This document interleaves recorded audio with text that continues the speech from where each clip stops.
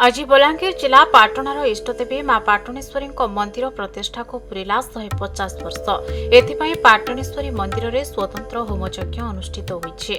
4 दिन धरी महा आडंबर में 150 वर्ष पूर्ति पालन होइछे। एही अवसर में मां पाटणेश्वरी को आज दर्शन करिसेंती उपमुख्यमंत्री कनकवर्धन सिंहदेव और बलांगीर विधायक कल्केश नारायण सिंहदेव। स्थानीय देवी पाटणेश्वरी 150 वर्ष पूर्ति उपलक्षे ये जो यज्ञ मंडप नुआ यज्ञ मंडप निर्माण होती तार आज यज्ञ मंडपटा को पूजा पाठ करी ताकू आज ये सब यज्ञ मंदिर हेबो तापाई सहरवासी बलांगीर सहर समस्त को जनसाधारण को गणमाध्यम समस्त सदस्यों माध्यम रे मोर कृतज्ञता धन्यवाद।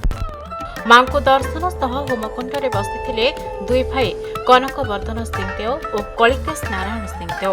मां पाटणेश्वरी बलांगीर राज परिवार कुलदेवता अच्छा कुलदेवी शक्तिर पीठ और बलांगीर रक्षक आशीर्वाद रे ही बलांगीर जहाँ इम्पोर्टेंट काम अच्छी सेटा सफल हुए और बलांगीर रे एकता शांति और प्रगतिर वातावरण रहे।